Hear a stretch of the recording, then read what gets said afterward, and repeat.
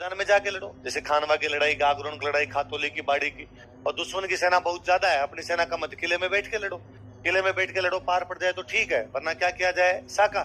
तो कहा भाई साका करना पड़ेगा, किले में लड़ लेते हैं, किले में लड़ लेंगे, पार पड़ेगी, ठीक है, वरना क्या कर लेंगे, साका। तो उनका ना यार, ये तरीका अपना गलत है।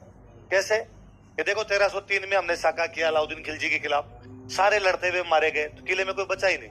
तो अलाउद्दीन ने किले पे कर लिया कब्जा, अब किले को छुड़वाने वाला भी कोई नहीं। फिर 23 साल बाद आया हमीद, तब जाके किला छुड़वाया गया, वरना किला छुड़वाया भी नहीं गया। क्या हुआ 1535 में, कर्मावती ने कर लिया जौहर, ज्यादातर लोग मारे गए केसरिया के अंदर। अपने पास तो कोई डंका बंदा नहीं बचा जो चित्तौड़ को संभाल सके बाद में, इसलिए उड़ना राजकुमार पृथ्वीराज के दासी के बेटे बलवीर को लाना पड़ा, और उसने बाद में अव्यवस्था उत्पन्न कर दी।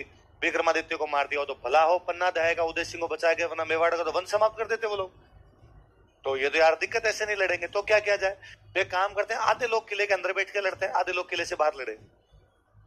किले के बाहर कहां पे जाके लड़े, तो आधे लोग किले की रक्षा करने का प्रयास करेंगे, आधे लोग पहाड़ में चले जाएं। कहां चले जाएं, क्योंकि संख्या कम है, मैदान में लड़ने का तो कोई मतलब नहीं।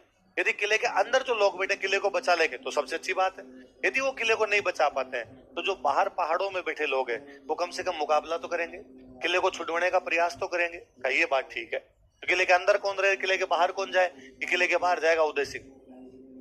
उदय सिंह ने कहा किला मेरा ही है मैं बाहर कहां जाऊंगा, कि नहीं साहब, राजा का जिंदा रहना जरूरी है। राजा और राज परिवार जब जिंदा रहता है तो लोगों के हौसले जिंदा रहते हैं। मेवाड़ के लोगों को लगता है अभी तक हमारा राजा बैठा है, हमारे लिए कुछ भी कर सकता है। राजा जिंदा रहता है तो नई सेना बना लेता है, राजा जिंदा रहता है दुश्मन से लड़ाई जारी रख लेता है।